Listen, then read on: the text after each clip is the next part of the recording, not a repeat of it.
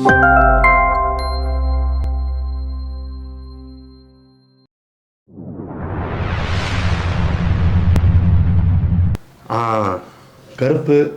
சிவப்பு, காலத்தின் நிறம் கருப்பு சிவப்பு ரொம்ப முக்கியமான புத்தகமாக எனக்கு பட்டுச்சு. ஓகே, நீங்கள் ஏதோ ஒரு வார்த்தையை தமிழ்நாட்டில் ஏதோ ஒரு வார்த்தை, பெண்கள், சிறுபான்மையினர், இடஒதுக்கீடு, இஸ்லாமியர்கள், கிறித்துவர்கள், திருநங்கைகள், திருநம்பிகள், மாணவர்கள், அதாண்டி வேலைவாய்ப்பு, கல்வி, என்ன வார்த்தையை போட்டாலும் திமுக தமிழ்நாட்டில் எந்த அளவு கான்ட்ரிபியூஷன் பண்ணியிருக்கு அப்படிங்கிறத பற்றி சொல்லக்கூடிய புத்தகமாக இது இருக்குது. சரி, இப்போ கரண்ட் டாபிக் என்ன கொடுத்து பராசக்தி விசஸ் ஜனநாயகம். ஆமாம், நான் ஏன் பராசக்தியிலேருந்து ஆரம்பிக்கிறேன் அப்படிங்கிறதுக்கு உண்டான ஒரு விஷயத்தை நான் சொல்லான் இருக்கேன். ஓகே, திமுக தான் தமிழ்நாட்டில் ஒரு பராசக்தியாக இருக்குது அப்படின்னா நான் சொல்லுவேன். கலைஞரோட பராசக்தி வசனங்களும் ரொம்ப முக்கியமானது. சினிமாவில் அந்தளவு பராசக்தியாக திமுகவோட ரோலை தான் இந்த புத்தகம் சொல்லுது அப்படின்னு சொல்லலாம், தமிழ்நாட்டில் சொல்லுதுன்னு சொல்லலாம். ஓகே, 75 இயர்ஸ் ஆஃப் டிஎம்கே, திமுக 75. இது முத்தமிழ் அறிஞர் பதிப்பகம், துணை முதல்வர் உதயநிதி ஸ்டாலின் அவர் தான் இது பண்ணியிருக்காரு. இது தொகுத்தது யாருன்னா திருநாவுக்கரசு, திருமாவேலன், விஜய் சங்கர், கோவி லெனின், எல்லாமே பெரிய திங்க் டேங்க்ஸ். அப்புறம் நெக்ஸ்ட் லெவலில் வேலை செஞ்ச தொகுப்பாசிரியர்கள் யாருன்னா அன்பகம் செந்தில், சுகுணா திவாகர், நிறை மகேந்திரன், பிரகாஷ், கௌதம்ராஜ், பன்னீர் பெருமாள். அதை தாண்டி இந்த புத்தகத்தோட மேக்கிங்கில் கவின்மலர் தோழர்லாம் இருக்காங்கன்ட்டு அட்டப்படத்தில் காட்டுறாங்க. ஒரு மேசிவான ஒர்க்கு, வெறும் திமுக காரங்க எழுதுனது கிடையாது, ரொம்ப முக்கியமான விஷயம். உதாரணமாக சென்னை அப்படின்னு எடுத்துக்கோங்க. சென்னைனா நம்ம பனிமனிதன் கரண் கார்கி விட்டாங்க. எப்படின்னா சென்னைக்கும் கரண் கார்கி தோழருக்கும் என்ன சம்மந்தம் அப்படி போகும். ஒவ்வொருத்தரோட ஸ்ட்ராங் ஏரியாஸ் இருக்குல்ல. இப்போ மருதையன் தோழரோட கட்டுற அப்படின்னா அவர் இப்போ ரீசெண்டாக அனைத்து சாதியினரும் அர்ச்சகராகலாம், அந்த விஷயங்களில் சில போராட்டங்கள்லாம் கூட ஈடுபட்டவர். ஸோ அந்த இதில் திமுகவோட ரோல் என்ன, சட்ட ரீதியாக என்ன பண்ணாங்க, அந்த மாதிரி போகுது. எல்லாமே திங்க் டேங்க்ஸ். ஃபஸ்ட்டு திங்க் டேங்க்ஸோட கட்டுரைகள்லாம் 79 கட்டுரைகள், யாருமே சாதாரண இல்லை. இப்போ மருதையன், சுபவி, கரண் கார்கி, ராஜன் குரை, எஸ்வி ராஜதுரை, இப்படி இவர் குளத்துருமணி தோழர், அந்த மாதிரின்னு வச்சுக்கோங்களேன். ஃபுல்லாக கோவை ராமகிருஷ்ணன், அப்படி இருக்குது. ஒவ்வொருத்தரும் வேறு வேறு பெர்ஸ்பெக்டிவ்ஸ் எடுத்து போடுறாங்க. டே அப்படியா என்ன இவ்வளோ பண்ணியிருக்கா திமுக அப்படிங்கிற மாதிரி. ஓகே, இப்போ இவங்க திருநங்கைகளை பற்றி கட்டுறீங்கன்னா லிவிங் ஸ்மைல் வித்யா, ஓகே, பெண்களை பற்றி அந்த மாதிரி வேறு ஆங்கிளில் மதிவதனி தோழர் ஒரு கட்டுற எழுதியிருக்காங்க, மதிமாறன். ஸோ தமிழ் காமராசன், இந்த மாதிரி நமக்கு தெரிந்த பெயர்களே நிறையா இருக்குது. அதை தாண்டி நிறையா எழுதியிருக்காங்க. இது ஒரு பக்கம். அதுக்கடுத்து தோழமை அமைப்புகள் சார்ந்தவங்க. இப்போ உதாரணமாக பிரணாய் விஜயன், சோனியா காந்தி, ராகுல் காந்தி, லாலு பிரசாத் யாதவ், அகிலேஷ் யாதவ், தேஜஸ்வி யாதவ், இந்த மாதிரியான குரல்கள். நம்ம சண்முகம் தோழர், வீரபாண்டியன் தோழர், தோழமை அமைப்புகள் இருக்குல்ல, அந்த மாதிரியான கட்டுரைகள். ஆதித்தமிழர் பேரவை அவங்களோட தலைவரோட கட்டுரை, இப்படி வரிசையாக தோழமை அமைப்புகள் வருது. என்ன வைகோ, எல்லாமே ஒரு முக்கியமான பெரிய தலைவர்களோட கட்டுரை வருது. கமல்ஹாசன் கூட ஒரு கட்டுரை எழுதியிருக்காரு. என்ன அதுக்கப்புறம் கழகத்தில் இருக்கிறவங்க முதல் கட்டுரை சிஎம்ல ஆரம்பிச்சு டெபுட்டி சிஎம் வரைக்கும் போகுது. கனிமொழி தோழர், ஆராசா, திருச்சி சிவா, அப்படி போகுது. என்ன ஸோ இது ரொம்ப ரொம்ப முக்கியமான ஒரு ஆவணமாக நான் பார்க்குறேன். டிஎம்கேவோட ஒரு 75 ஆண்டு காலம் ஒரு டாக்குமெண்ட் பண்ணால். ஆமாம், அந்த மாதிரியான ஒரு வேலைப்படுது. அந்த மாதிரியான வேலை தான். டிஎம்கே 67லேருந்து ஆட்சிக்கு வந்திருக்கலாம். ஆனால் கிட்டத்தட்ட டிஎம்கேவோட வரலாறு எப்படின்னா 49ல் ராபின்சன் பூங்காவில் ஆரம்பிக்கிறாங்க. கிட்டத்தட்ட நீங்கள் சுதந்திரம் அடைஞ்சு தமிழ்நாட்டோட வரலாறு இருக்குல்ல, அதுவும் திமுகவோட வரலாறும் ஒன்று. அதனாலையும் இந்த புத்தகம் ரொம்ப முக்கியமான புத்தகமாக நான் பார்க்குறேன். சரி, இப்போ நம்ம எப்படி என்ன மாதிரி இதை இது பண்ணலான்னு கேட்டிங்கன்னா, இப்போ பராசக்தி படம் வந்துச்சு. எனக்கு அந்த படங்களில் நான் பார்த்தப்ப மொழிப்போர் அதெல்லாம் நம்ம சொல்கிறோம்.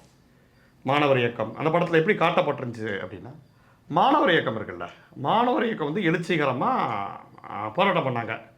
அங்கே இங்கே செட் ப்ராப்பர்ட்டி மாதிரி கலைஞர் அண்ணாலாம் வராங்க. ஓகே. ஏன்னா நான் அப்படி தான் புரிஞ்சுக்கிட்டேன். கடைசியில் மாணவர் இயக்கத்தோட போராட்டத்தோட நீட்சியாக என்ன சொல்கிறது, அந்த அண்ணா வந்து சில தீர்மானங்களை கொண்டு வர்றாரு, சில சட்டங்களை போடுறாரு.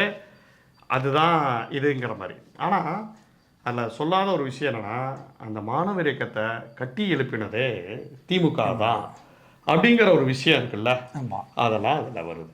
ஓகே. ஏன்னா கிட்டத்தட்ட ஹிந்தி எதிர்ப்பு போராட்டம் அப்படின்னாலே நான் படித்த கட்டுரைகளில் ரொம்ப ரொம்ப முக்கியமானது நான் பார்க்குறது இந்த வரிசையாக ஒரு 3 கட்டுரைகள், அமுதரசன், ஹபிசுல்லா, நிறை மகேந்திரன் இவங்களோட கட்டுரைகள். மாணவர் கழகத்தின் மக்கள் கழகம் மாணவர்கள் பக்கம், அதாவது கழகம் மாணவர்கள் பக்கம், இதில் அந்த பற்றின எடுத்து தகவல்கள் இருக்குது. இளைஞர்களை ஈர்த்த இயக்கம், செயல் வீரர்களும் தலகர்த்தர்களும் நிறைந்த பாசறை, நிறை மகேந்திரனோட கட்டுரை. இந்த 3 கட்டுரை. அதை தாண்டி நான் சொல்கிறேன் இந்திய எதிர்ப்பு போராட்டம் தான் இதில் எல்லாத்துலேயும் வருது. இந்திய எதிர்ப்பு போராட்டம் நேரடியாகவே 1986 இந்தி திணிப்பு எதிர்ப்பு போராட்ட நினைவலைகள், பொள்ளாச்சி உமாபதி இவரோட கட்டுரை. அப்புறம் ரொம்ப முக்கியமான கட்டுரை, இந்தி திணிப்பை என்றும் எதிர்ப்போம், ராமசாமி அவர்களோட கட்டுரை. இந்த கட்டுரைகள் இருக்குல்ல, இந்த 5 கட்டுரைகளில் திமுகவோட இளைஞரணி ரோலை நம்ம பார்க்கலாம். திமுகவோட அது முக்கியமாக ராமசாமி தோழர் கட்டுரைலாம் ரொம்ப முக்கியமான கட்டுரையை நான் பார்க்குறேன். இப்போ பராசக்தியில் பொள்ளாச்சி சம்பவம்ன்ட்டு ஒன்று சொல்கிறாங்க. சரி, ஓகே.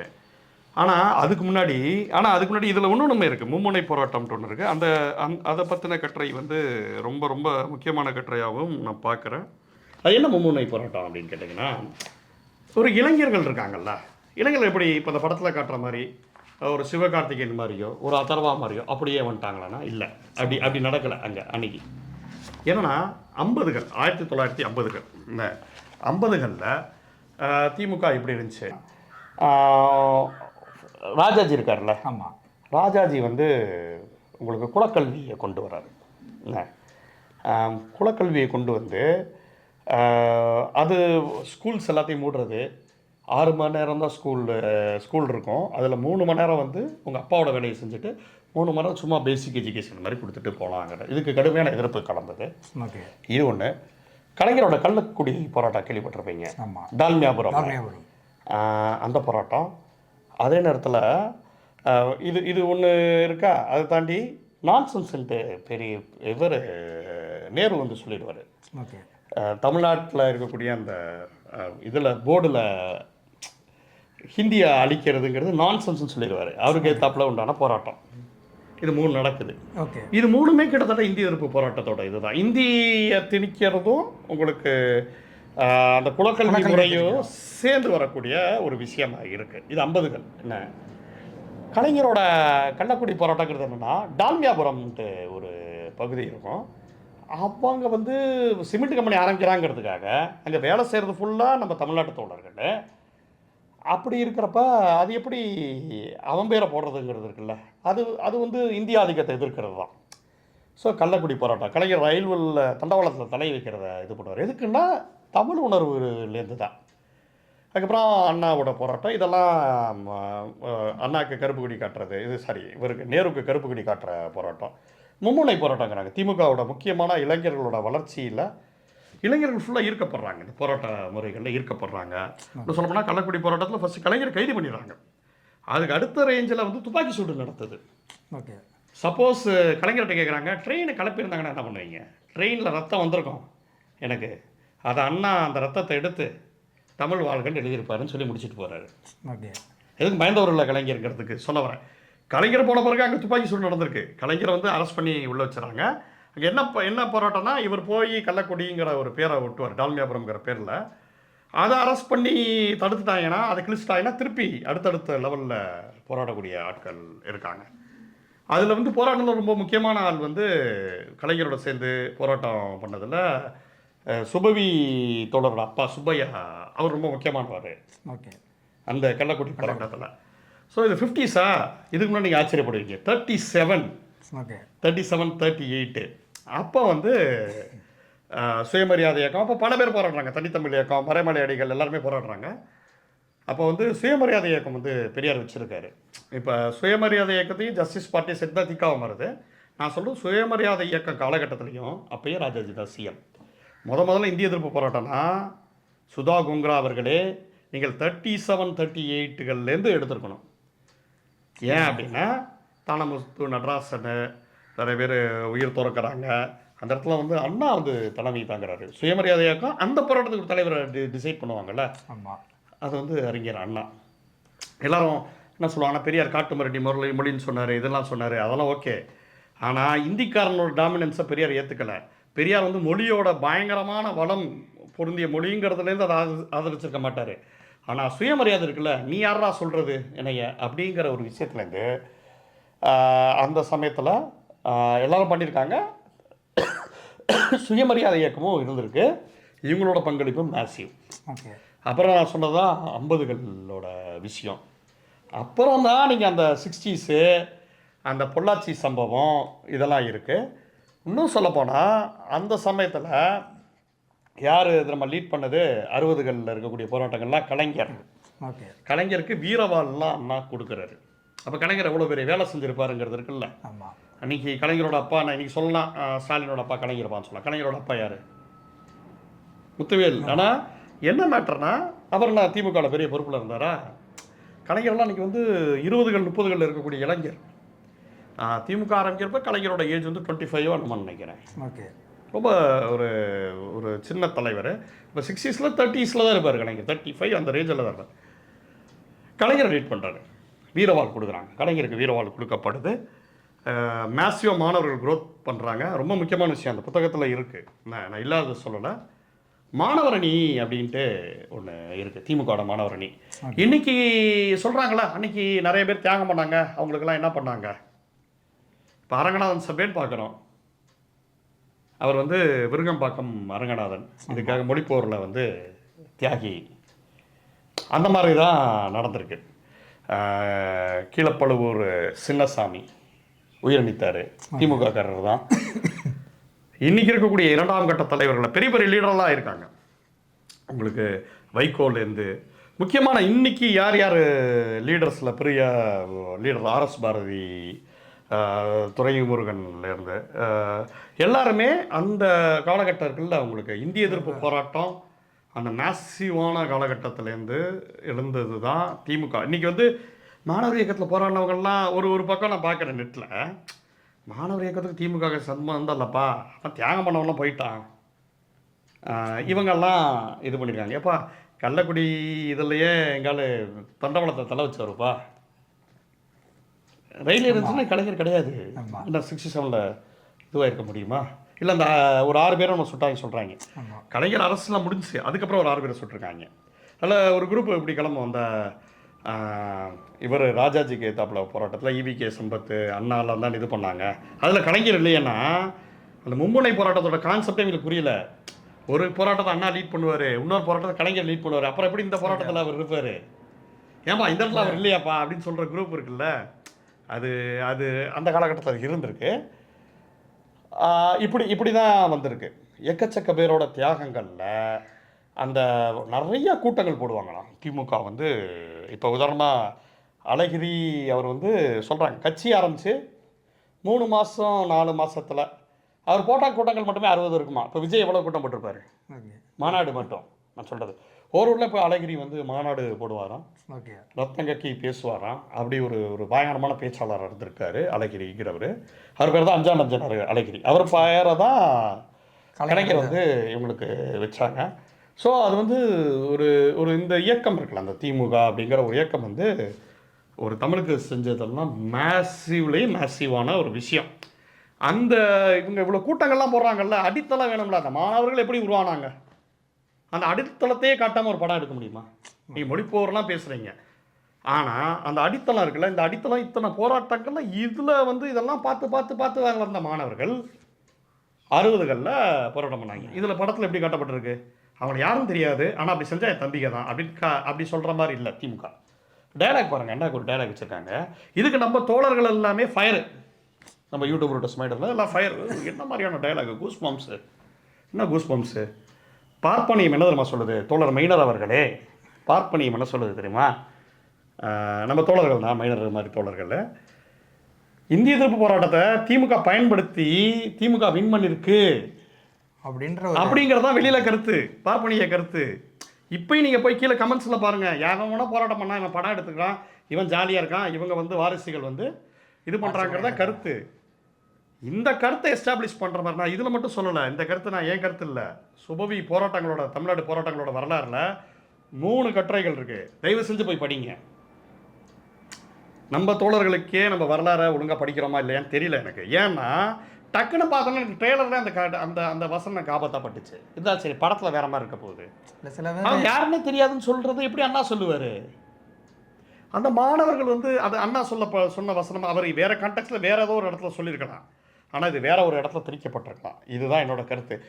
ஏன்னா அந்த மாணவர்கள் போராட்டம் இருக்குல்ல, மாணவர்கள் போராட்டத்தை ஃபுல்லாக ஆர்கனைஸ் பண்ணது ஃபுல்லாக திமுக தான்.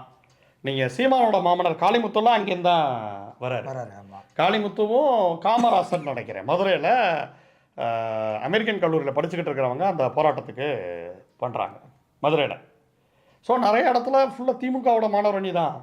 ஆனால் திமுக இப்போ நம்ம தாமரை கசாவை சொல்கிறோம்ல, தாமரை கசா சிபிஎம்மோடது தான், ஆனால் வெளியில் நிறைய பேர் இருப்பாங்கல்ல, அதனால் சிபிஎம்ங்கிற பேரை அங்கே யூஸ் பண்ண மாட்டாங்க. அந்த மாதிரியான ஒரு மாணவர் அணி தான் அது.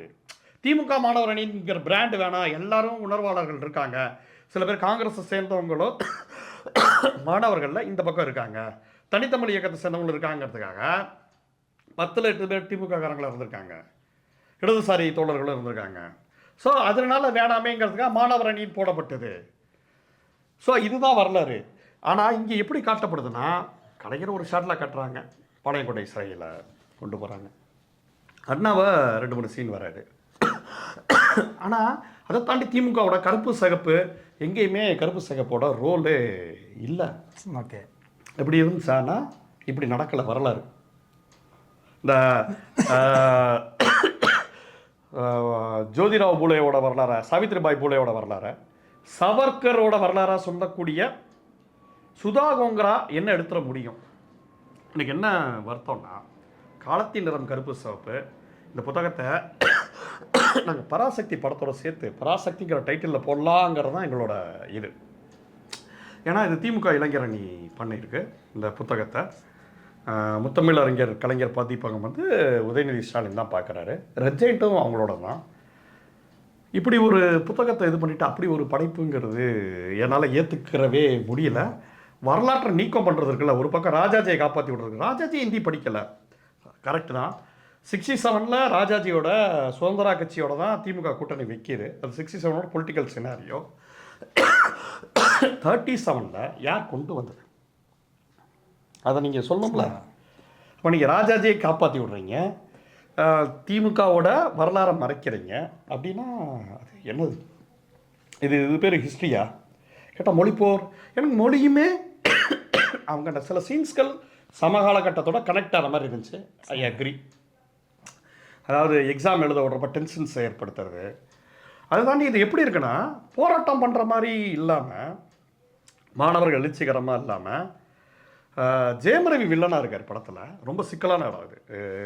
நீங்கள் வந்து ஜெயம் ரவி ஏன் வில்லனாக இருக்கார் படத்தில் அப்படின்னா, தமிழ் ஃபாதராக, அம்மா வந்து ஹிந்திக்காரம்மா, இவங்க குழந்தை பிறந்த பிறகு ஏமாற்றிட்டு போயிடுறாரு ஜெயம் ரவி, ஜெயம் ரவியோட அப்பா. அதில் தமிழ்னாலே வெறுப்பில் இருக்கார். அதுதான் காரணமாக இருக்குது படத்தில். பக்தவச்சலம் கொஞ்சம் லைட்டாக புரிஞ்சுக்கிறாரு, அரசாக இருந்தாலும். இந்திரா காந்தி அம்மையார் புரிஞ்சுக்கிறாங்க, சிவகார்த்திகை மேடம் அப்படின்னு போய் ரெக்வஸ்ட்லாம் பண்ணுறாரு பயங்கரமாக அவங்களுக்கு. இது போராட்டமாக அது அப்படி இல்லை. எனக்கு தெரிஞ்சு கீழப்பழுவூர் சின்னசாமி வந்து தீ குளிக்கிறாரு, இதெல்லாம் தீ குளிச்சா கூட. அப்புறம் வந்து அண்ணாமலை யூனிவர்சிட்டியில் ராஜேந்திரன் ஒருத்தர் துப்பாக்கியில் சுடப்படுறாரு. ஆனால் நான் என்ன பார்த்தேன்னா, யூபிஎஸ்சிக்கு எழுத போகிறவங்க தன்னால் எழுத முடியல, தனக்கு வேலை கிடைக்கலங்கிறதுலேருந்து அந்த போராட்டத்தை ஹேண்டில் பண்ணுற மாதிரி இந்த சங்கர் படம் மாநில அப்படி இல்லை. தனக்கு இல்லைனாலும் மற்றவங்களுக்காக போராட்டம் பண்ணுறதுக்காக உயிரிழந்தவங்க நிறைய பேர் இருக்காங்க. உங்களுக்கு அரசை பற்றி இது ஷார்ப்பாக கொஸ்டின்ஸே வைக்கல. சில இடத்துல அந்த மொழிகள்னால என்ன கஷ்டப்படுறாங்க, ஃபார்ம் ஃபில்அப் பண்ணுற கஷ்டம், எக்ஸாம்ஸ் ஒழுங்காக எழுதி வேலை கிடைக்காத கஷ்டங்கள், இதெல்லாம் கேட்க சில சென்ஸில் வைக்கப்படுது தான் என்ன. ஆனால் ஒரு அரசு எப்படி செயல்படும், ஒரு அரசோட கமாண்டிலேருந்து வரல. இப்போ ஜெயம் ரவிலாம் அவரே தன்னை வந்து முடிவெடுக்கிறாரு, துப்பாக்கி ஷூட்டிங்கு அந்த இதெல்லாம் அது மேனிபுலேட் பண்ணுறாரு, பக்தவச்சலம் மாதிரி ஆட்களை மேனிபுலேட் பண்ணுறாருங்கிற மாதிரியான விஷயங்கள் போகுது பொள்ளாச்சி சம்பவம் பற்றி. அப்போ இப்போ ஒருத்தர் இதில் மொழிப்போர் இதை பற்றி 86 போராட்டத்தை பற்றி எழுதினா உமாபதிங்கிறவர் பொள்ளாச்சி சேர்ந்தவர் தான், பொள்ளாச்சி உமாபதி. அவர்லாம் அந்த பொள்ளாச்சி சம்பவங்கள்லாம் பார்த்தவர். ஏன் டிஎம்கேல 86 ஒரு போராட்டம் நடக்குது, எம்ஜிஆருக்கு எதிர்த்தாப்புல. கலைஞர் அப்போ வந்து ஜெயிலில் வைக்கப்படுறாரு. காலங்காலமாக திமுக இவ்வளோ பண்ணியிருக்கு. ஆனால் திமுகவை நீங்கள் மறுத்துருவீங்க, அண்ணாவை மறுத்துருவீங்க, கலைஞரை மறுத்துருவீங்க. பெரியார் ஏன் இந்த படத்தில் சொல்லலை? 37 கொண்டு வந்திருக்கலாம்ல. 67 ஒரு ராஜாஜி இவர் சப்போர்ட் பண்ணார், காங்கிரஸை சப்போர்ட் பண்ணார், அது வேறு விஷயம். ஆனால் அவர் அதுக்காக மொழிக்கு எதிரானவர் கிடையாது, சுயமரியாதையிலேருந்து மொழியை அணுகக்கூடியவர் பெரியார். திமுகவுக்கும் திகாவுக்கும் சில கான்ஃப்ளிக்ட் இருக்குது, அதுலேருந்து திமுகவுக்கு எதிர் சைடு நிற்கிறார். ஆனால் இதில் என்னென்னா, இந்த புத்தகத்தில் ரொம்ப அட்டகாசமான வரலாறுகள் இருக்குல்ல. ஆமாம். திகா வர்சஸ் திமுக கிட்டத்தட்ட ஒரு 17 வருஷம் பேசாமல் இருந்திருக்காங்க. இப்போ எல்லாரும் நினைப்பாங்க அண்ணாக்கும் பெரியாருக்கும் சண்டை. கலைஞர் பெரியார் வந்து நிறைய எழுதுகிறப்ப கண்ணீர் துளிகள் தான் எழுதுவாராம். இது ஒரு பஞ்சபாண்டவ குரூப்புங்கிற மாதிரி எழுதுவாராம்.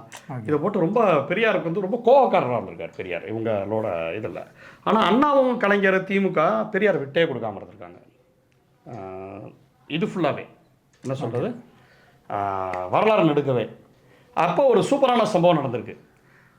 ராஜாஜி சிஎம். ஆனால் ராஜாஜி வந்து எங்களை சேர்க்கறதுக்கு ரொம்ப முயற்சி பண்ணிக்கிட்டே இருப்பார் சொல்லி அண்ணா கிட்டலாம் சொல்கிறார். கட்டுரையாளர் வந்து அண்ணாவையும் பெரியாரையும் சேர்க்கறதுக்கு அண்ணாவே சொல்லுவார் அதை. என்னன்னா அண்ணாவோட ஆரியமாயி, பெரியாரோட இந்த புக் இருக்குல்ல பொன்மொழிகள், ரெண்டுத்தையும் அரசு தடை செய்யுது. 2 பேரையும் ஃபைன் கேட்குறாங்க. 2 பேரும் ஃபைன் கொடுக்குற பழக்கம் இருக்கிற ஆள் இல்லை. இவர் திகால இருக்கிற திமுக ஒரே கூண்டல ஃபைன் கொடுக்குறீங்களா, கொடுக்க முடியாது, சரி போ ஜெயிலுக்கு போ, ஜெயிலுக்கு அனுப்பிச்சிடுறாங்க. அப்போ பெரியாரும் அண்ணாவும் என்ன பண்ணுறாங்க, பக்கத்து செல்லில் இருக்காங்க. 2 பேரும் பேச்சுவார்த்தை இல்லை. திகா தனியாக இருக்குது, திமுக தனியாக இருக்குது. தமிழ்நாடு ஃபுல்லாக 2 பேரையும் விடுதலை செய்யணுன்ட்டு போராட்டம் நடக்குது. ஆனால் 2 பேரும் உள்ளே இருக்காங்க.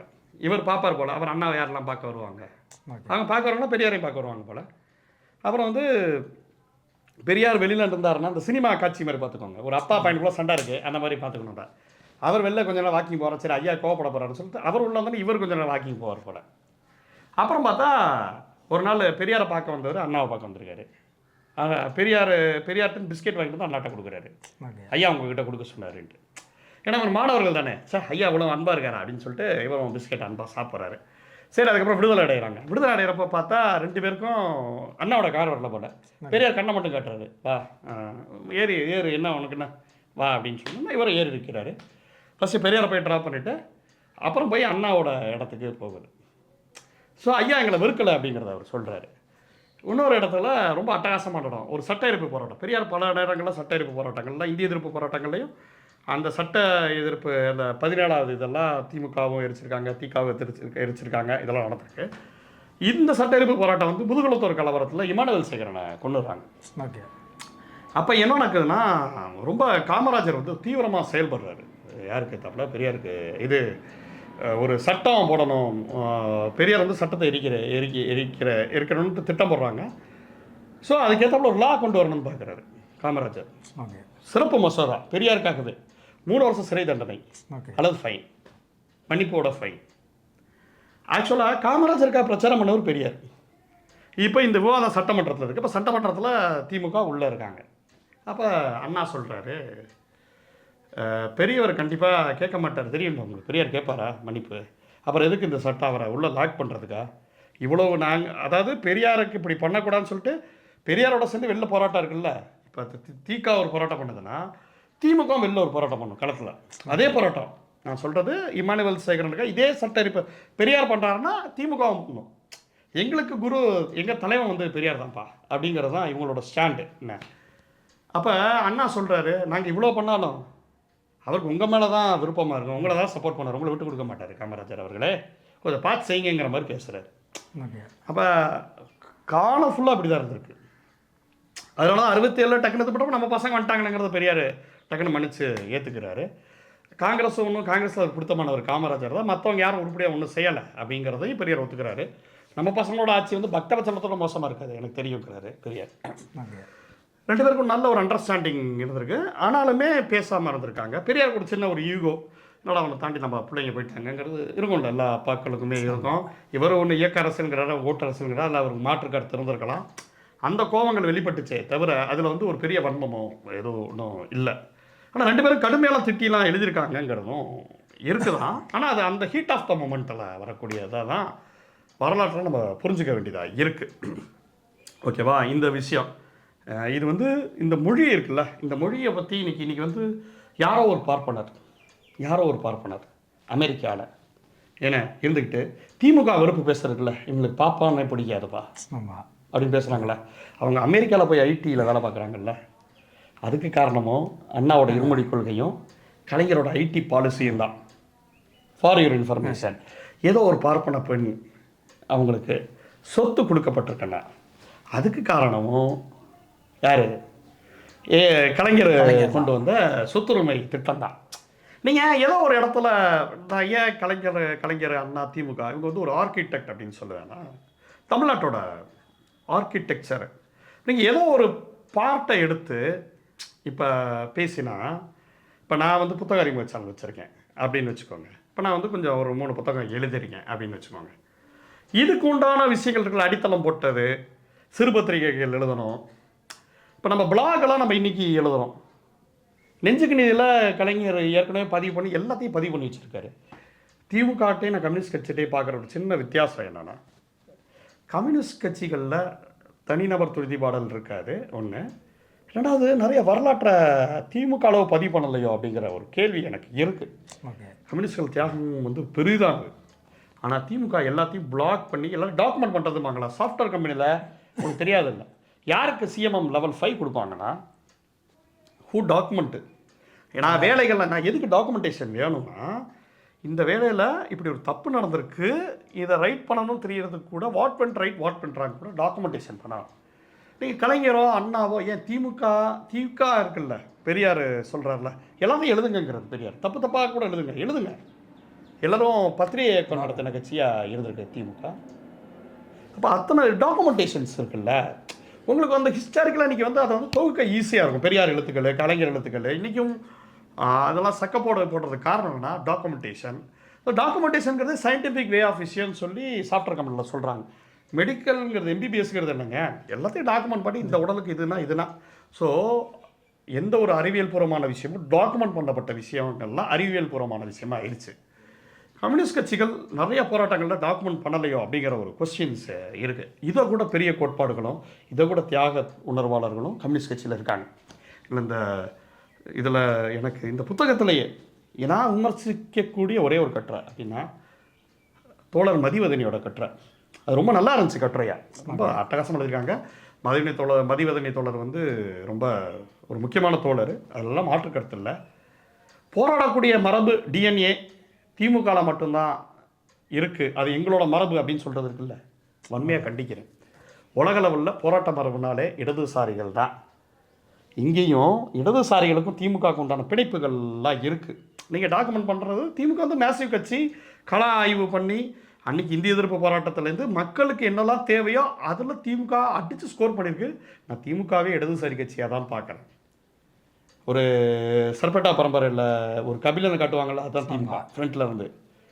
நடுவில் கொஞ்சம் நம்ம சொல்கிறோம்ல, தனிநபர் சொத்துக்கள், சில அரசியல், அதெல்லாம் வந்து ஊதி போன கபிலன் திருப்பி திமுக எக்ஸசைஸ் பண்ணி வந்துச்சுன்னா திமுகவோட க்ரோத் வந்து மேசிவானது. கொஞ்சம் சமூகத்தை வந்து பக்கவாக அசஸ் பண்ணக்கூடியதாக ஒரு எப்பயுமே அதுக்கு அந்த ரூட்ஸ் வந்து செம்மையாக இருக்கும், நான் ஒத்துக்கிறேன். ஆனால் உலகத்துக்கே நீங்கள் சொல்கிற லெவலில் அப்படி இருக்கா? கியூபாவில் கம்யூனிஸ்ட் கட்சி தான் இருக்குது. கியூபாவில் இப்போ வரைக்கும் போராட்ட மரபு இருக்குது. இன்னும் அவங்க வந்து பொருளாதாரத்தில் அவங்க உலகமயம் தனியார் மயத்தில் அவங்க அனுமதிக்கலை. அங்கே தான் மிகப்பெரிய மெடிசன்ஸ் இருக்குது, எஜுகேஷன் நல்லா இருக்குது. கியூபாவில் தன்னோட சோசியலிச பொருளாதாரத்துலேயே அவ்வளோ மேசிவ் வந்திருக்காங்க. மாவோ உலகெங்கும் லீடர்ஸ்லாம் இருந்திருக்காங்க. உலகத்துலேயே அந்த திமுக தான் மரபுன்னு ஒரு வரி யூஸ் பண்ணியிருந்தாங்க. நான் ஒரு இடதுசாரியாக அதுக்கான காயம் படுறேன். நான் வந்து எப்படி பரந்த மனப்பான்மையோட திமுகவை நான் பாராட்டுறேன்ல. திமுகவுக்கும் நிறையா நான் பார்த்தேன் அவங்களோட இது சீரணி அரங்கம்னு இருக்குல்ல. எனக்கு ஒரு சின்ன வயசுல எல்லாம் டவுட், ஏன்னா சீரணி தான் என்னது, சீரணி அரங்கம்னு ஒன்று இருக்கும் சென்னையில் பார்த்துருக்கீங்களா? ஆமாம். ஆக்சுவலாக சீரணின்ட்டு ஒரு விஷயம் பண்ணியிருந்தேன். நான் ஏன் சொல்கிறேன், இடதுசாரிகளை பற்றிலாம் எழுதியிருக்காரு. அண்ணாவோட கோட்ஸ்லாம் வருது. கலைஞரை தன்னோட பையனுக்கு ஸ்டாலின்ட்டு பேர் வச்சுருக்காரு. கலைஞரை பெரியார் மாதிரி ஆள் இல்லைன்னா நான் கம்யூனிஸ்ட் கட்சியில் சேர்ந்துருப்பேங்கிறாரு. ஸோ எல்லாருக்குமே ஒரு பெரிய ஒரு ரேப்போ இருக்குது. கம்யூனிஸ்ட் கட்சி முதல்ல கேரளாவில் ஜெயிச்சுனா இங்கேருந்து போய் வாழ்த்திருக்காங்க அவங்கள. 57 ஜெயிச்சுறாங்க. இவங்க எதிர்கட்சியாக திமுக வராங்க. காங்கிரஸ் தாண்டி மற்றொரு கட்சினா கம்யூனிஸ்ட் கட்சி கேரளாவில் ஜெயிச்சிருச்சு. அந்த வரலாறுலாம் பதியப்படுது. பிரணாய் ராய் விஜயனோட கட்டுரைகள் இருக்குது. எப்போவுமே திமுக கருப்பு சிகப்பு ரிசஸ் சிகப்பு ரெண்டு பேர் சேர்ந்து இருந்திருக்காங்க. பிரிஞ்சு இவங்க போராட்டம் பண்ணுறாங்க. எனக்குலாம் ரொம்ப ஆச்சரியமாக இருக்கும். ஒரு 2 நாளைக்கு முன்னாடி ஒரு போராட்ட காலத்தில் செல்வா தோழரை பார்ப்போம்.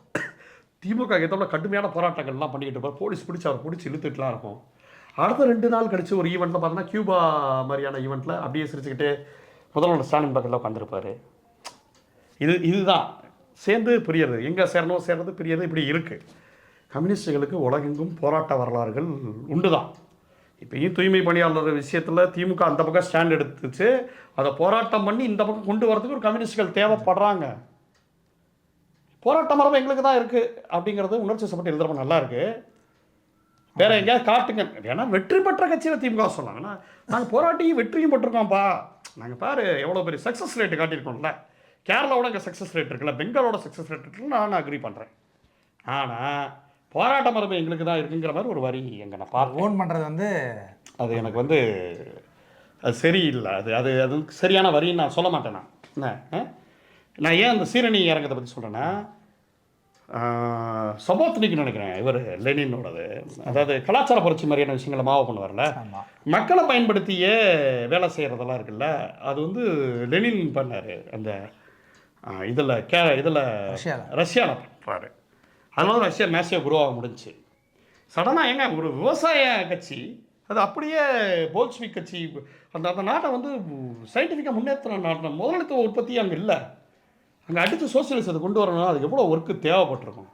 ஸோ பொதுமக்களோட மேசிவ் கான்ட்ரிபியூஷன்ஸ் உண்டு பொது வேலைகளில். நான் சொல்கிறது புரியுதா? அப்போ அதோட இந்த வருஷம் தான் சீரணி டிஎம்கே வருஷம் தான். டிஎம்கேவோட பல கொள்கைகள் நான் பார்க்குறேன்.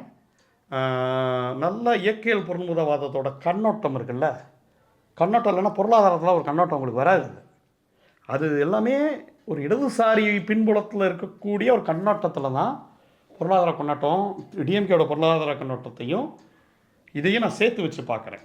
இப்போ மார்க்சியமில் சொல்லுவாங்க இந்த மூலதன திரட்சி, மூலதனம் அதாவது எப்படி உங்களுக்கு முதலாளித்துவத்தோட உற்பத்தி வந்து அதிகமாகி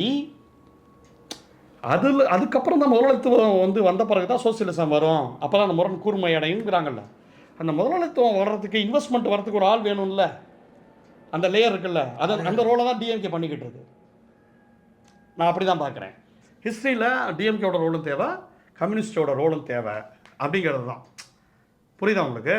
இப்போ இவ்வளோ போராட்ட மரபு இருக்கக்கூடிய திமுக கட்சி, இப்போ நான் திமுக விமர்சனம் இது பண்ணுறேன். ஏன் தூய்மை பணியாளர் போராட்டத்தில் மோசமாக ஹேண்டில் பண்ணிச்சு? என்ன இருந்தாலும் முதலாளித்துவ கட்சி, என்ன இருந்தாலும் இன்றைக்கி சிபிஎம் கம்யூனிஸ்ட் கட்சிகள் கொஞ்சம் இதுவாக இருக்கலாம், கொஞ்சம் பலம் குன்றியதாக இருக்கலாம். ஒரு போராட்டத்துக்கு ஒரு ஆட்கள் திரட்டணும்ல. ஆனாலும் இன்றைக்கி தூய்மை பணியாளர் பிரச்சனைனா, வேறு ஏதோ ஒரு பிரச்சனை, நர்ஸுகளுக்கு பிரச்சனைனா, ஏதோ ஒரு இடதுசாரி கட்சிகளோ ஏதோ ஒரு இடதுசாரி அமைப்புகளோ தான் அங்கே போய் நிற்கிது. அதை சைன் பண்ணுற இடத்துல திமுக இருக்குங்கிறது வேறு விஷயம், அது கேட்குங்கிறது வேறு விஷயம்.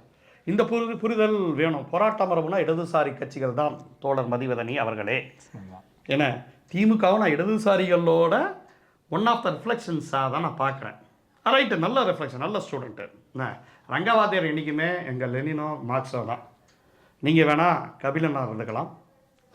ரங்கவாதியார்கள் வந்து இதுதான். இதை நான் இதுவாக தான் சொல்கிறேன். பட்டு நல்லா தான் எழுதியிருந்தாங்க அந்த கட்டுரை. நான் ஒரு இடத்துல அந்த கட்டுரையை என் குறிப்பிடணுங்கிறதுக்கு சொல்லுவேன். ஏன்னா வெளியில் இப்போ வந்து அனைத்து ஜாதியினர் மர்ச்சாராகலாம், இந்த மாதிரியான விஷயங்கள், சில விஷயங்கள் நான் இப்போ நான் உதாரணம் சொல்கிறேன். அந்த விஷயங்கள் கொண்டு வருதுன்னா திமுக மட்டும் கொண்டு வருதுங்கிறது கிடையாது.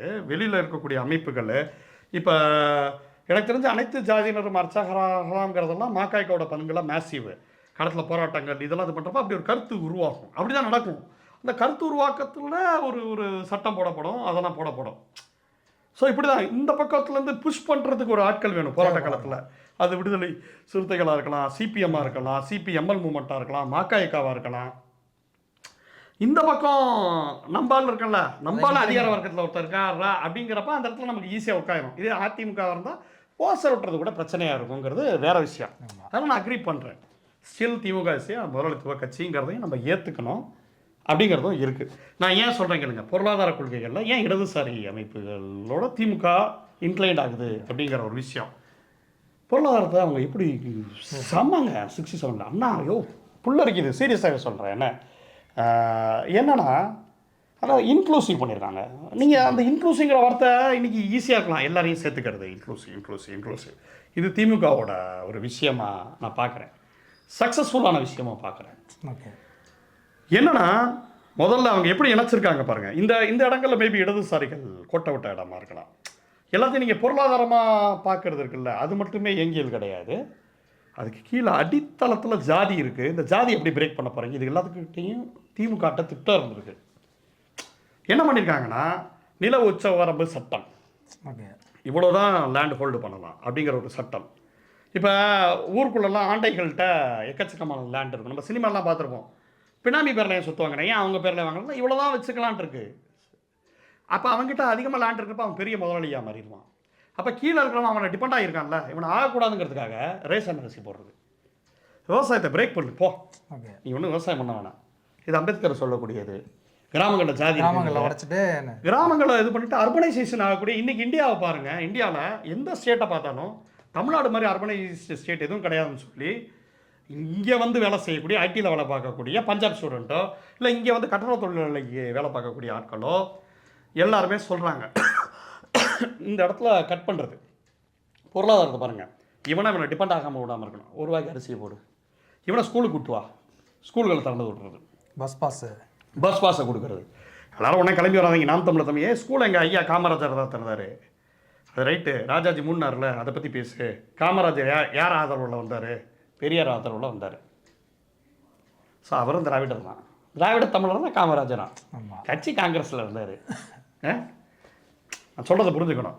ஸோ இந்த ஸ்கூல் திறக்கிறது, இந்த மாதிரி இன்ஃப்ராஸ்ட்ரக்சர்ஸு, ஃப்ரீ பாஸ் கொண்டு வரது, ஸ்கூலில் அந்த இது இல்லாமல் ரோடு இல்லாமல் இது பண்ணுறது, இதெல்லாம் கேன்சல் பண்ணி விட்டார். எனக்கு தெரிஞ்சு 2005 6 என்ட்ரன்ஸ் இதெல்லாம் கேன்சல் பண்ணி விட்டார்.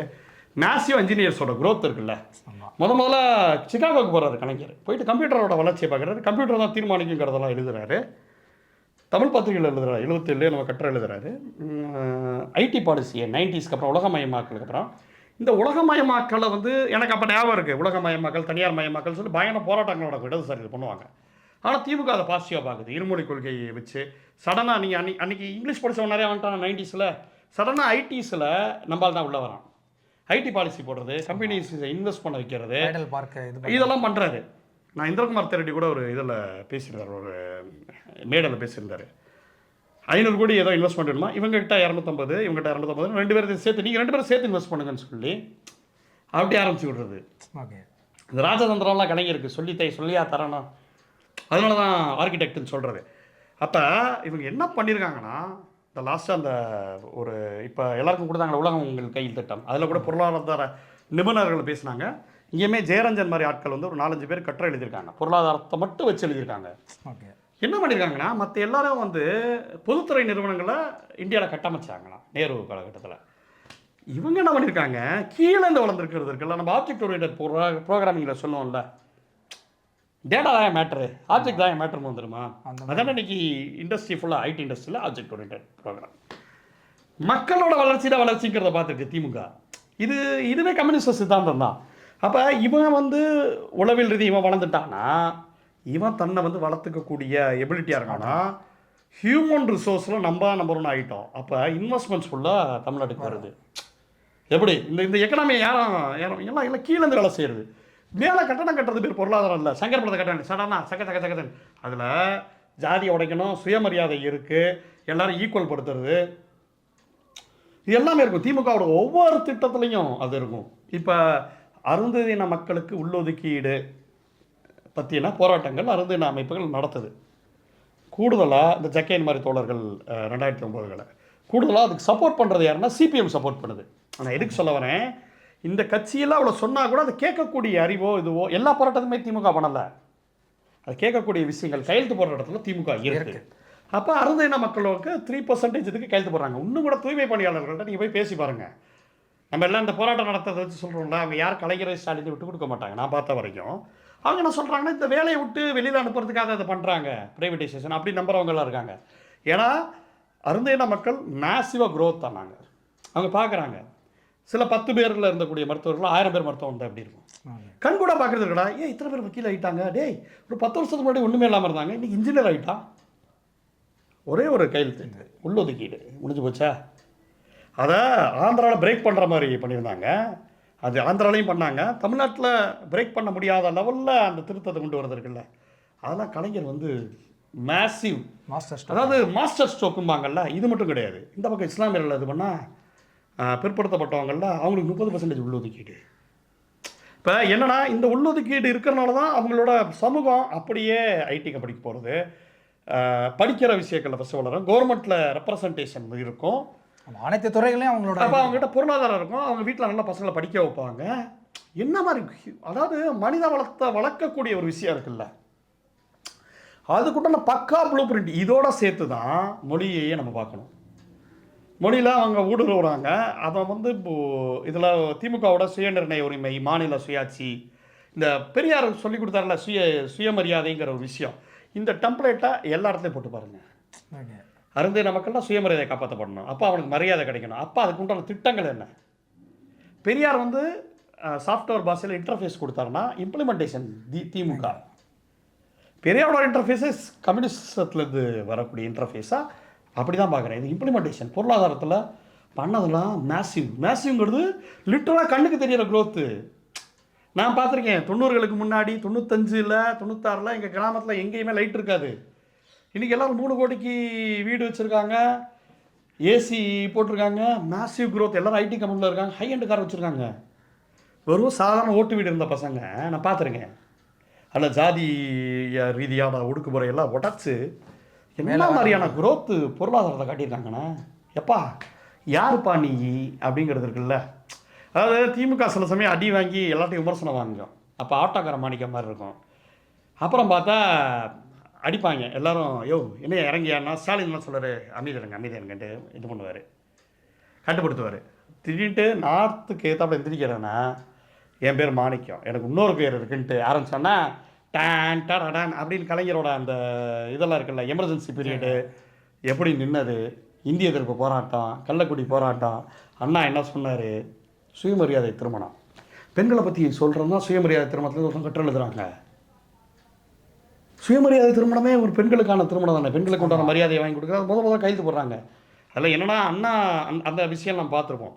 ஆமாம், அதாவது என்னென்னா மாலை அண்டு அதுக்கு உண்டான விஷயம் ஐயர் வச்சு இது பண்ணோம், அண்டு இது மாலை போடணும்னு சொன்னால் பெரியார் டக்குன்னு பார்த்துட்டு ஆறுன்னு மாற்றிருக்காரு. கண்டிப்பாக அப்போ திருப்பி இது சனாதனத்துக்குள்ளே போகிற மாதிரி போடுங்க அப்படின்னு இருக்காரு. எவ்வளோ பெரிய சிந்தனை அண்ணா சொல்லிடுற, நம்மளாம் இவ்வளோ படித்தவங்க, ஐயா படிக்காதவர் எப்படி நுட்பமாக பார்க்குறாரு. த நேம் இஸ் பெரியார் அப்படிங்கிற ஒரு விஷயம் இருக்குல்ல. அப்போ அந்த சுயமரியாதை திருமணம் ஒவ்வொரு விஷயமும் சுயமரியாதை திருமணத்தில் அகைன் நீங்கள் பார்த்தீங்கன்னா ஜாதி மறுத்து திருமணம் பண்ணது ஃபுல்லாகவே திமுக காரங்களும் இருந்திருக்காங்க. ஸோ இப்படி ஒரு கலாச்சார ரீதியான ஒரு பெரிய அடித்தளம் போட்டது இருக்குல்ல. இவர் கூட எழுதியிருப்பார். மொழிகள் பண்பாட்டு தளத்தில் திமுக சந்திச்சு சுகுணாதிபகரோட கட்டுரை ரொம்ப முக்கியமான கட்டுரை நான் பார்த்தேன்.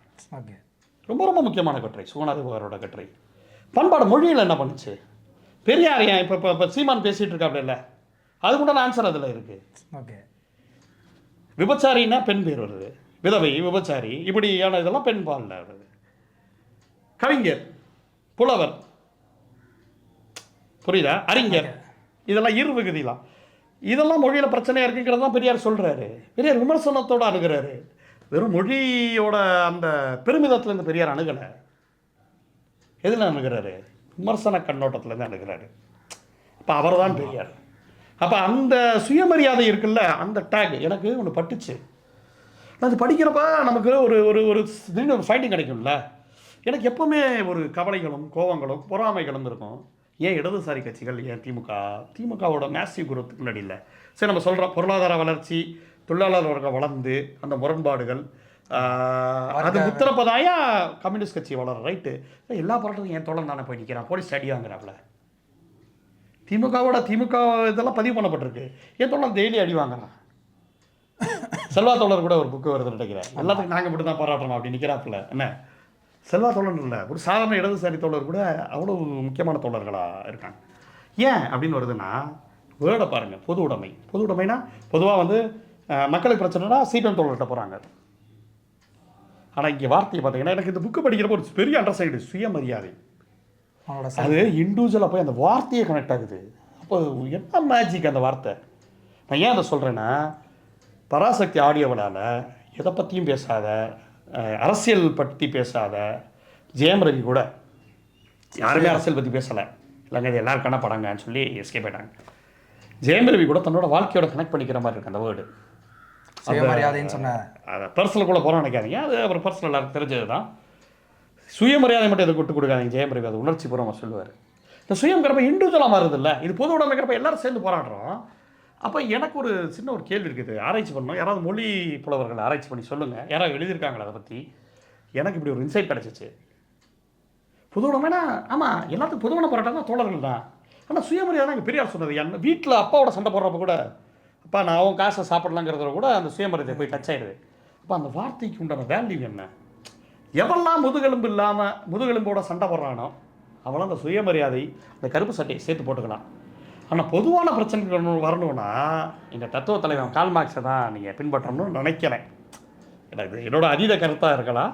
ஸோ இதெல்லாம் இம்ப்ளிமெண்டேஷன் தான். பெரியாரோ இதெல்லாம் கால் மார்க்ஸோட இன்னொரு வெர்ஷனாக தான் பார்க்குறேன். திமுகவையோ திகாவையோ நான் அப்படி தான் பார்க்குறேன். என்ன இதில் ஒன்றும் பகை முரண் இல்லை தோழர்களே, அதை சொல்லிக்கிறேன். நட்பு முரண் நாங்கள் தாண்டா அப்படி சொல்லலை, நட்பு முரண். ஆனால் இன்னும் சொல்லப்போனால் ஒரு இடதுசாரி கோட்பாடுகளை அப்படியே உள்வாங்கி ஒரு இடதுசாரி கட்சிகளில் கலைஞரோ அண்ணாவோ இருந்தால் எப்படி இருக்குன்னு நான் யோசிச்சு பார்க்குறேன். இந்த பொருமுதவாத கண்ணோட்டங்கிறது என்னது? அன்றைக்கி இந்திய எதிர்ப்பு போராட்டம் இருக்குது, அந்த இந்திய எதிர்ப்பு போராட்டத்தை புரிஞ்சுக்கிட்டு அன்றைக்கி மக்களோட இதுதான்டா தேவைங்கிறத புரிஞ்சுக்குது இல்லை. அன்றைக்கே திமுக வந்து ஒரு இடதுசாரி கட்சி தான் அப்படி ஆயிடுச்சு. ஆனால் முதலாளித்துவ கட்சியாகவும் அது இருக்குது, அதில் நிறைய விமர்சனங்கள் இருக்குது. தொழிலாளிகளை உடைக்கிறதும் அந்த கட்சி செய்ய தான் செய்யுது. அந்த விமர்சனங்களோட தான் இதை சொல்கிறேன். உடனே கருப்பு சட்டை மாட்டேன், டேய் ஊபி நீ 200 ரூபா கிரெடிட்னு சொல்லி கீழே போடாதீங்க. இல்லை மேசிவ் தான். நான் தான் சொல்கிறேன், கபிலன் நீங்களாக இருக்கலாம், ரங்கவாத்தியார் நாங்கள் தாங்கிறது இங்கே சொல்கிறது இடதுசாரி பரப்பு இல்லை. ரங்கவாத்தியார் நாங்கள் தான், அந்த இடம் எங்களுக்கு தான். டக்குன்னு திமுக ஒன்று பண்ணோன்னே ரங்கவாத்தியார் மாதிரி இப்படி போய் இப்படி பண்ண போடக்கூடியது எங்கள் இடதுசாரி தோழர்கள் தான். ஏன்னா நீங்கள் தூய்மை பணியாளர் போராட்டங்கள்லேருந்து போராட்டம் பண்ணி தானே அது அந்த இடத்துக்கு கொண்டு வந்துருக்காங்க. நாளைக்கு அது சக்ஸஸ்ஃபுல்லாக சொல்லலாம். இதை வந்து தனியார் மையத்துலேருந்து எடுத்து இதுவாக்கி சைன் போட்டர் ஸ்டாலின் சொல்லலாம். அதுக்குண்டான களத்தில் ஒரு இடத்த கொண்டு வர்றது இதுதான். இது மட்டும் இல்லை, எந்த பண்ணலை திமுக அப்படின்னு பார்த்தீங்கன்னா எல்லாருக்கும் லிவிங் ஸ்மைல் வித்யா எழுதியிருக்காங்க. அதாவது உங்களுக்கு அந்த மரியாதைக்குரிய வார்த்தைகள் இருக்குல்ல, அலின்னு சொல்லப்பட்டது, அறிவானின்னு சொல்லப்பட்டு, திருநங்கை திருநம்பின்னு சொல்லப்பட்டது வந்து கலைஞர் காயின் பண்ணுறாரு. யோசிச்சு பாருங்க. அதே மாதிரி மாற்றுத்திறனாளி அவர் ஒருத்தர் எழுதியிருக்காரு. என்ன வார்த்தை மாற்றுத்திறனாளி? நொண்டி குருடன் மாற்றுத்திறனாளிங்க, அவனுக்கு வேற ஸ்கில் இருக்கும், அவன் உன்னோட நுட்பமான வேர்டு காயின் பண்ணுறீங்காலே கலைஞர். சொல்கிறது புரியுதா உங்களுக்கு? இப்போ சுயமரியாதை, இது எல்லா இடத்துலையுமே அந்த சுயமரியாதை வருது. ஒவ்வொருத்தரும் கட்டுரை எழுதுறாங்க. அப்படி கட்டுரை எழுதுறதுக்கு உண்டான அத்தனை வேலைகள் திமுக செஞ்சுருக்குன்னு தான் அர்த்தம். ஃபஸ்ட்டு 79 கட்டுரைகள் இருக்குல்ல, யாருமே திமுக காரங்க கிடையாது, எல்லாம் இன்டலெக்சுவல்ஸ். மறுதையெல்லாம் தேர்தல் பாதை திருடர் பாதைன்னு சொல்லி திமுக கேட்டாப்புல கடுமையாக வேலை செஞ்ச காலகட்டங்கள் உண்டு. இது கூடங்குளம் அணுமின் நிலையம் பிரச்சனைலாம் உண்டு தான், போஸ்டர் அடித்து உண்டு தான், எல்லாத்துக்கும் உண்டு தான். ஆனால் உங்களுக்கு இந்த விஷயங்கள் இருக்குல்ல, மேசிவான விஷயங்கள், பத்திரிகை துறையாக அத்தனை பத்திரிகைகள் நடத்தியிருக்காங்க, நாடகம்னா அத்தனை நடத்திருக்காங்க, திருப்படம்னா அத்தனை பேர் படம் இயக்கியிருக்காங்க. பத்திரிகைலாம் நீங்கள் பார்த்தீங்கன்னா கலைஞரோட முரசொலியிலேருந்து, அண்ணாவோட திராவிட நாடுலேருந்து, அந்த மாதிரி உங்களுக்கு பெரியார் கேட்க வேணாம், குடியரசு விடுதலை இந்த பத்திரிகையிலேருந்து இந்த மாதிரியான விஷயங்கள், இந்த பத்திரிகையில் எழுதுனதுக்காக கலைஞர் உள்ளே போன காலகட்டங்கள்லாம் உண்டு. முரசொலியில் சில கார்ட்டூன் மாதிரி போட்டு அதுக்காக வேலை செஞ்சது. அன்றைக்கி ஆனந்த விடனுக்கு இவங்களுக்கு டக் ஆஃப் ஆகி ஆனந்த விடம் சொன்னால் கலைஞர் தூக்கி உள்ள வச்ச காலகட்டங்கள் 60கள்லாம் நடந்திருக்கு. பராசக்தியில் கட்டுற மாதிரி மொழிபெயர்லாம் ஒரு நாளில் வரல. இவங்கெல்லாம் அப்படி போய் அவ்வளோ புஷ் கொடுத்து கட்டமைச்சு ஒரு லெவலில் என்னன்னா திமுகவோட பெரிய தலைகளை புலிப்போர் இதில் தூக்கிறாங்க, உள்ள எல்லாத்தையும் உள்ள வைக்கிறாங்க. அந்த சீன் காட்டப்படுது தான் படத்தில்.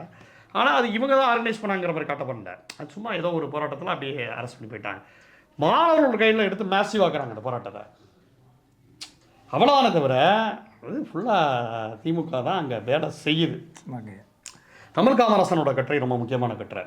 இப்பயுமே நம்ம ஊரில் ஹிந்தியும் இங்கிலீஷும் தான் ஆட்சி மொழியாக இருக்குது. ஆனால் கண்டிப்பாக இங்கிலீஷ் ஒத்துக்காத மாநிலங்கள்லாம் இங்கிலீஷ் வேணுங்கிற ஒரு விஷயத்தை தான் அண்ணா இது பண்ணார்.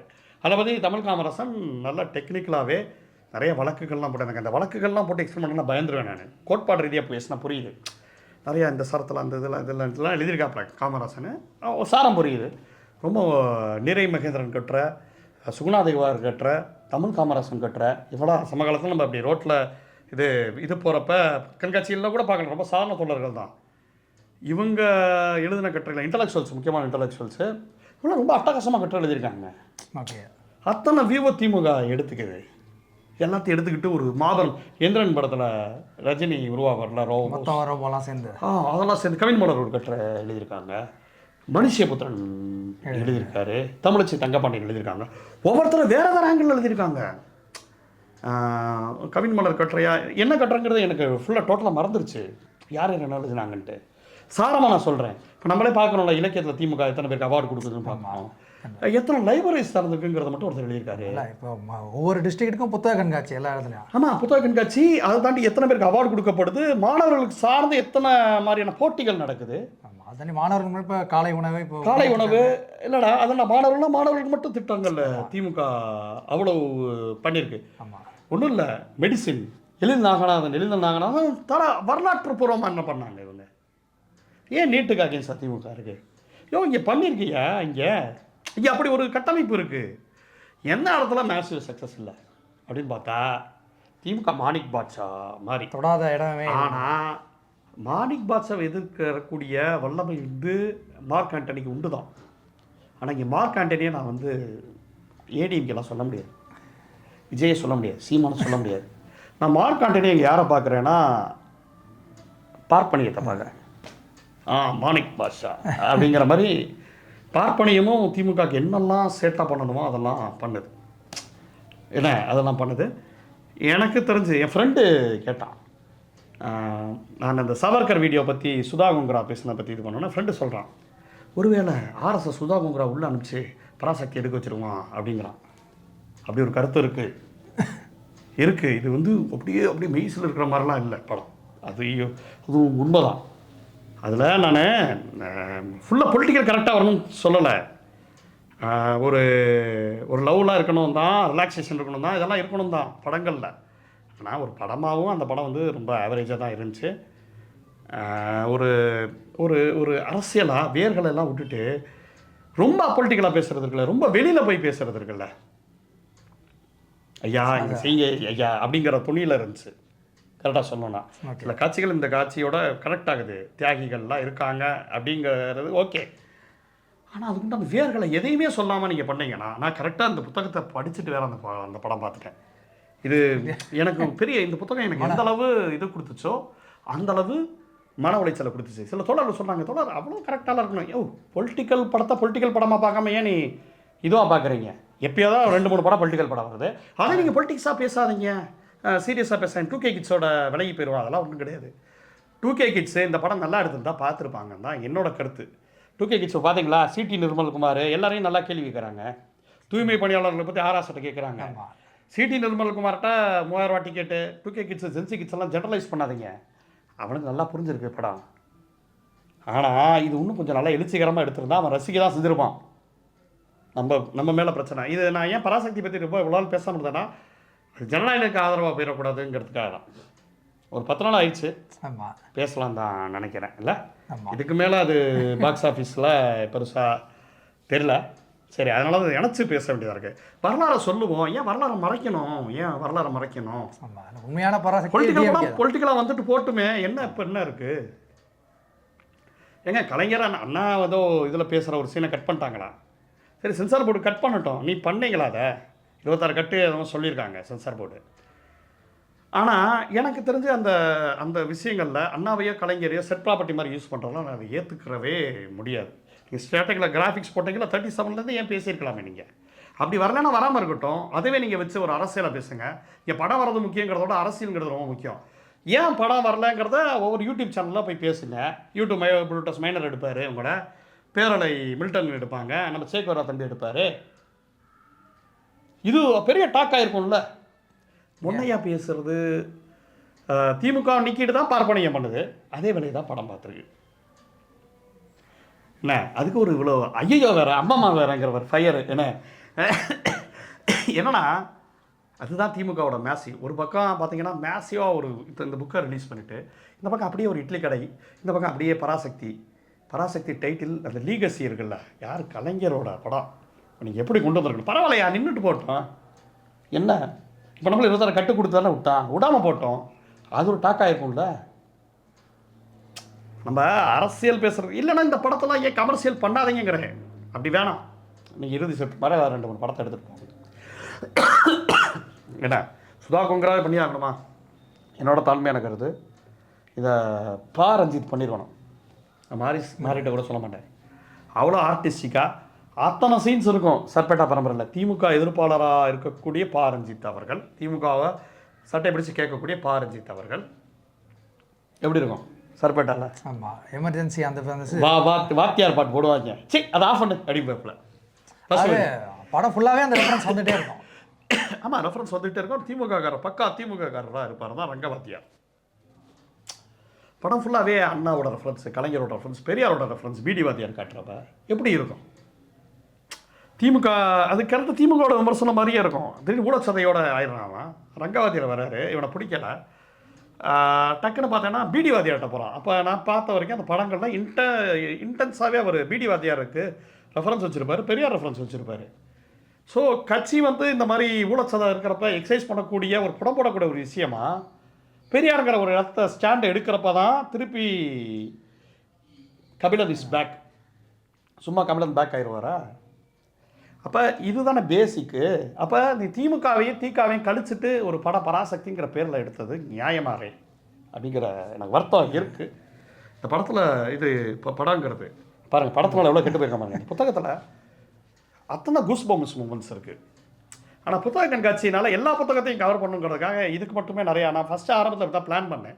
ஒரு 100 ஷார்ட்ஸ் போடக்கூடிய அவ்வளவு கண்டென்ட் இருக்குது. இளைஞர்கள்ட்ட போய் சேரக்கூடிய விஷயங்கள் அவ்வளவு இருக்குது.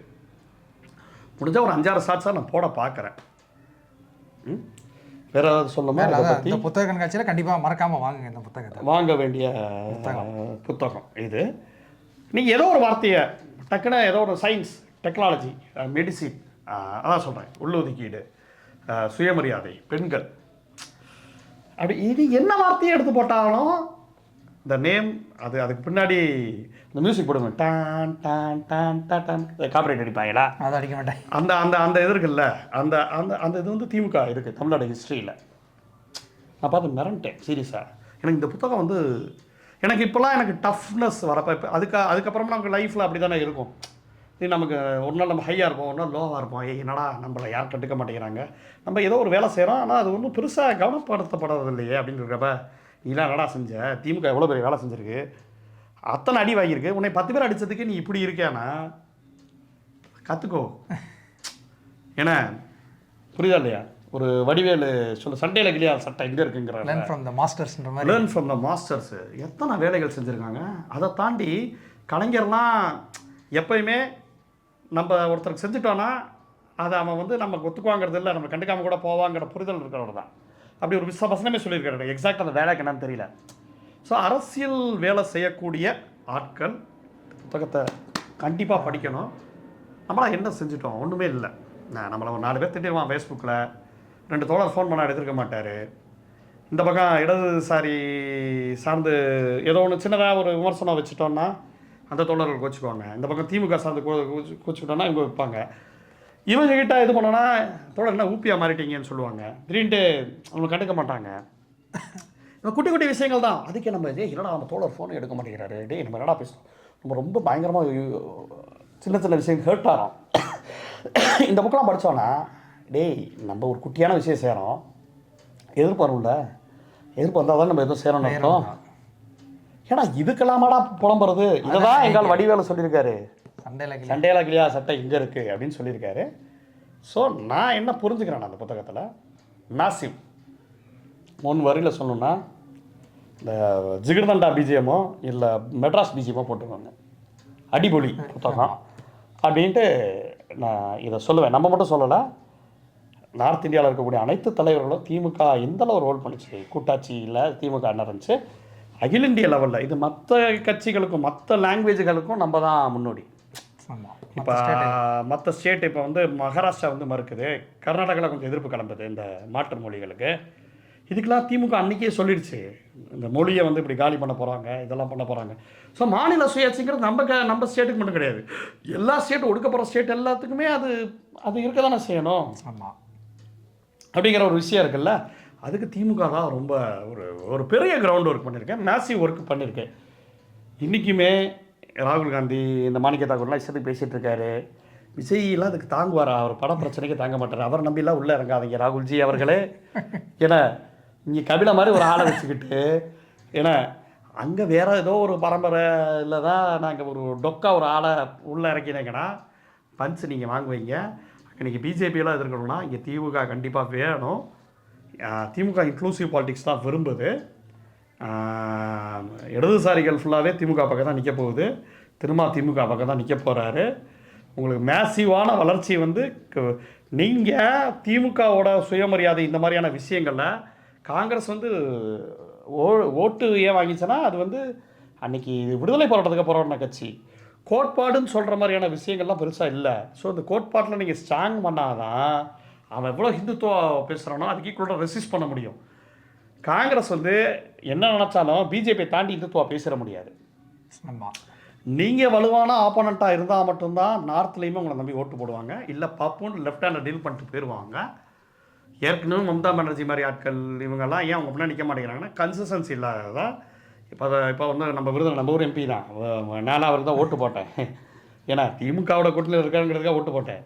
நாலு காங்கிரஸ் வந்து நீங்கள் ஏதாவது ஒரு சீட்டாக வாங்குவீங்கன்னாங்கிறத யோசிச்சுக்கணும், யோசிச்சு முடிவெடுங்க ராகுல் காந்தி அவர்களே. என்ன இந்த புத்தகத்தெல்லாம் யாராவது உதயனா நீங்கள் வந்து இங்கிலீஷில் ட்ரான்ஸ்லேட் பண்ணி ராகுல் காந்திக்கு அனுப்பணும்னு நான் கேட்டுக்கிறேன்.